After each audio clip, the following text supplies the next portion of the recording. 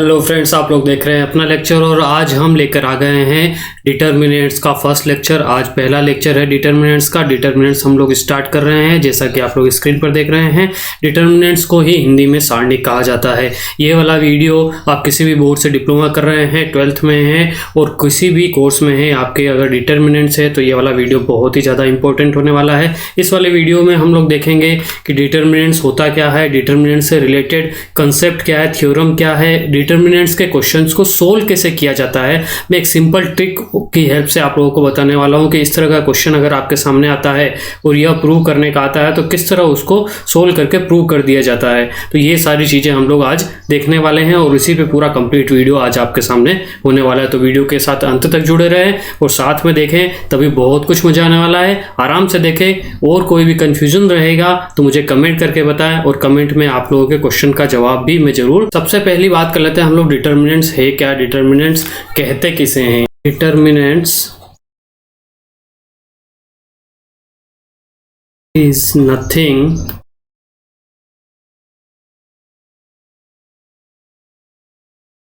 But the part of matrix. तो कौन determinants क्या है? मैट्रिक्स का ही एक हिस्सा है, बट कौन सी मैट्रिक्स का हिस्सा है? डिटर्मिनेंट्स है स्क्वायर मैट्रिक्स का हिस्सा है। स्क्वायर मैट्रिक्स किसे कहते हैं? स्क्वायर मैट्रिक्स वो मैट्रिक्स जिसमें n रो हो और n ही कॉलम हो, मतलब सेम कॉलम और सेम रो वाली मैट्रिक्स का हिस्सा है डिटर्मिनेंट्स। अब डिटर्मिनेंट्स को हम ये इस तरह से एक मैट्रिक्स है जिसमें क्या है, अगर 3:3 की 3 रो और 3 कॉलम है तो इसको हम डिटर्मिनेंट्स बोलेंगे। इसी को सिंप्लीफाई करने पर एक नंबर, स्केलर नंबर या फिर इसका मैग्नीट्यूड कह सकते हो, स्केलर नंबर जो जनरेट होता है वो इसका डिटर्मिनेंट्स कहलाता है। अगर ये मैट्रिक्स को ए से लिख रहे हैं तो हम इसके डिटर्मिनेंट्स को ऐसे लिखते हैं, मोड ऑफ ए बोलते हैं या फिर डिटर्मिनेंट्स ऑफ ए बोलते हैं। ये भी कहा जाता है डिटर्मिनेंट्स ऑफ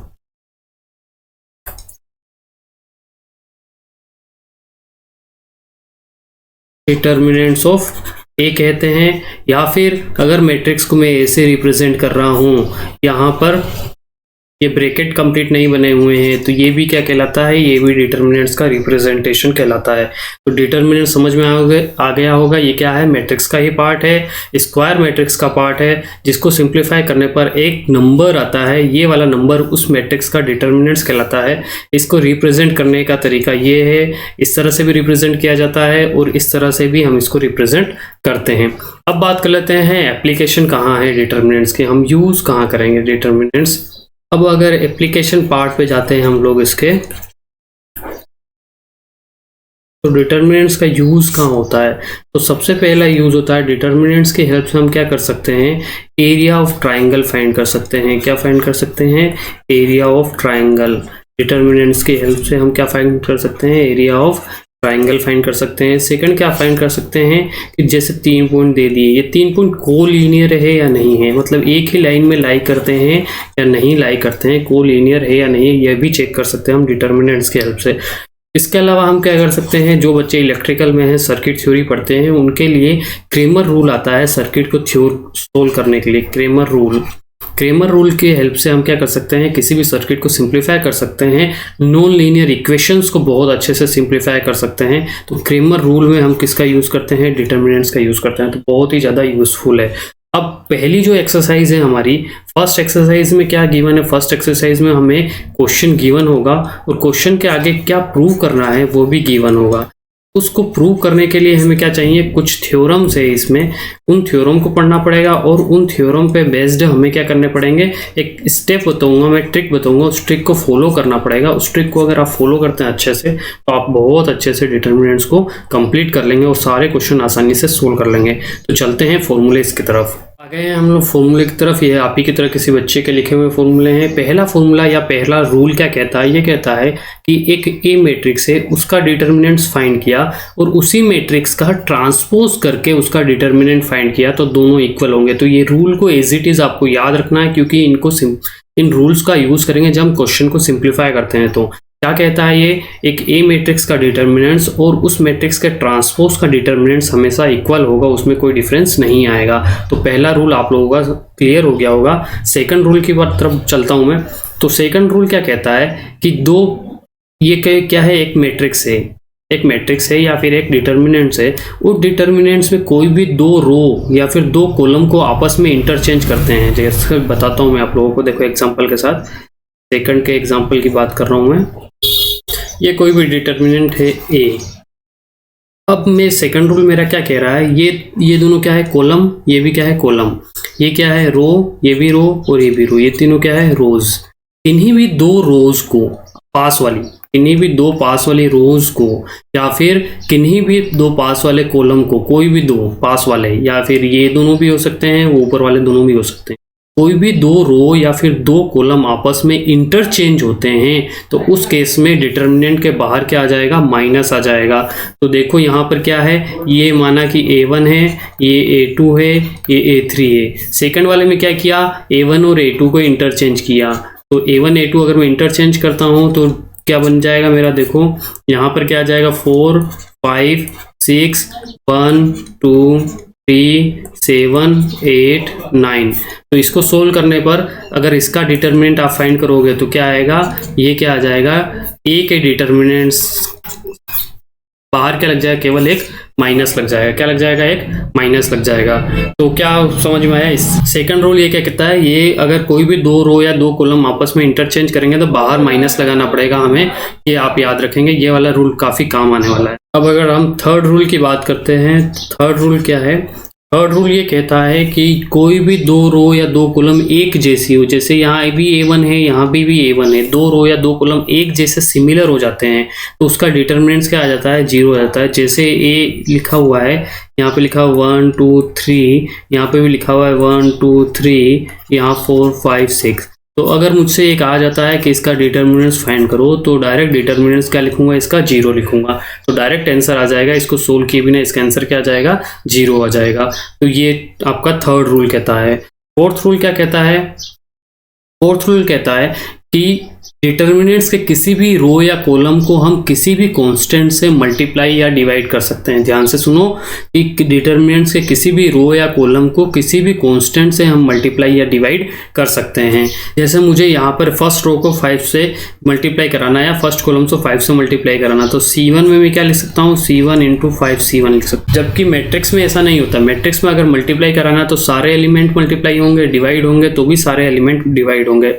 डिटर्मिनेंट्स में हम किसी भी रो या कंप्लीट कॉलम को हम मल्टीप्लाई या डिवाइड करवा सकते हैं किसी भी कांस्टेंट से। तो यहाँ पे अगर A वापस में लिखूंगा, ये थ्योरम लगाने के बाद क्या हो जाएगा, 5 10 15 1 2 3 4 5 6, इस तरह का फाइनल डिटर्मिनेंट बन जाएगा। तो चौथा रूल क्या कहता है, किसी भी कांस्टेंट से किसी भी रो या कॉलम को मल्टीप्लाई किया जा सकता है, सिंगल एलिमेंट को नहीं, कंप्लीट रो या कंप्लीट कॉलम को।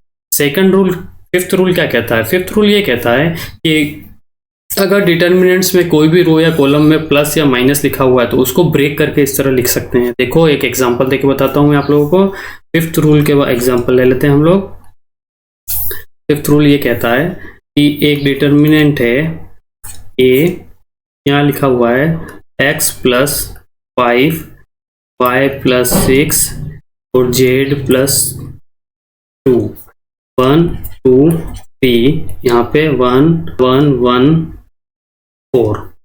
अब ये जो डिटर्मिनेंट्स आपको दिख रहा है, इसमें क्या दिख रहा है, यहाँ पर फर्स्ट कॉलम में प्लस दिख रहा है, तो इसको हम ऐसे ब्रेक कर सकते हैं। इस मैट्रिक्स को ऐसे लिखा जा सकता है, इसको लिखा जा सकता है x y z 1 2 3 1 1 4 प्लस 5 6 2 1 2 3 1 1 4। इस तरह से हम ब्रेक करके लिख सकते हैं।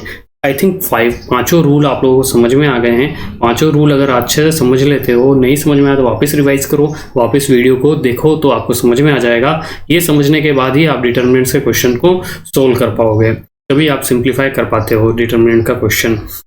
अब बात कर लेते हैं कि जो प्रूव करने वाले क्वेश्चन आते हैं, जो आप लोगों के फर्स्ट एक्सरसाइज में आएंगे प्रूव करने वाले क्वेश्चन, उनको कैसे सोल्व करेंगे। तो कोई भी प्रूव करने वाला क्वेश्चन आता है तो मैं स्टेप बता रहा हूँ, इन स्टेप्स को आप ध्यान रखेंगे तो आसानी से सोल्व कर पाओगे। पहला क्या है कि हर एक प्रूव करने वाले में कुछ ना कुछ राइट हैंड साइड में दिया होगा, तो हमें आंसर चेक करना है।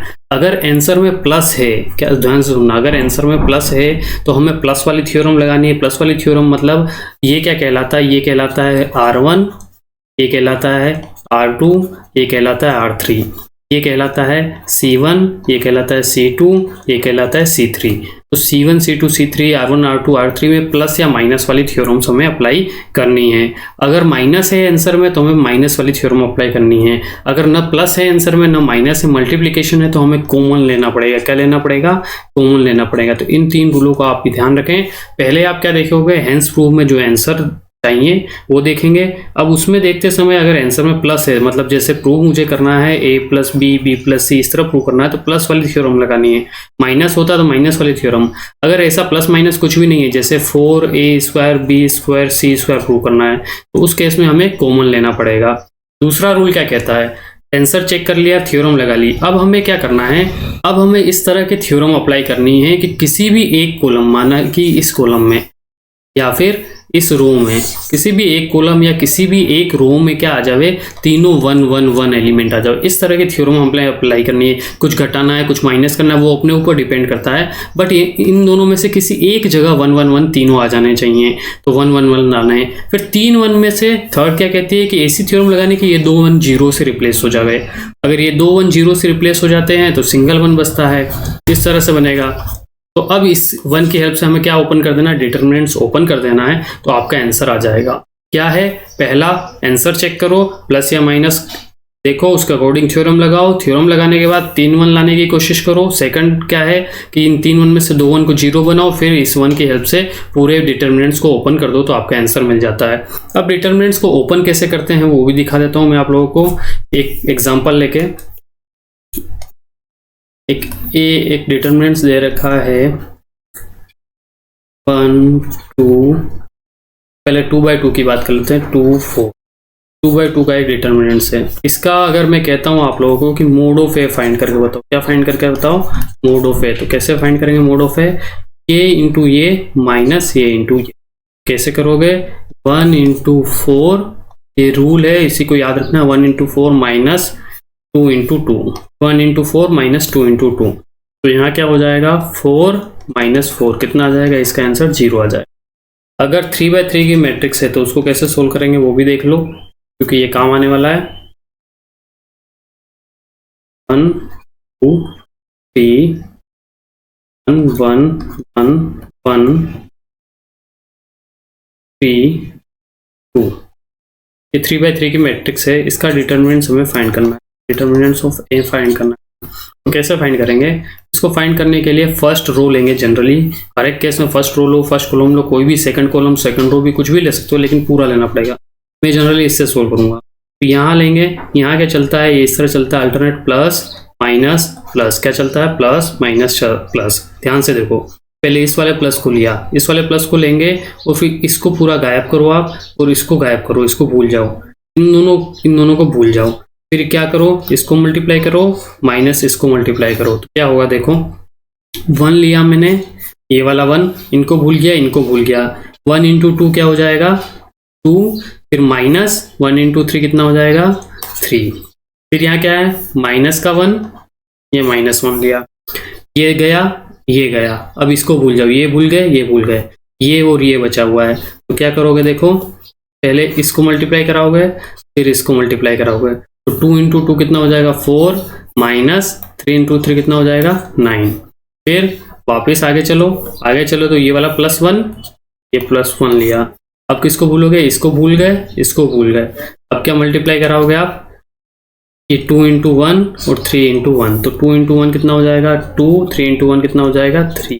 सोल्व करो इसको, तो 1, यहाँ क्या बचेगा, माइनस का 1, यहाँ माइनस, यहाँ बचेगा माइनस का 5, यहाँ +1, यहाँ बचेगा माइनस का 1।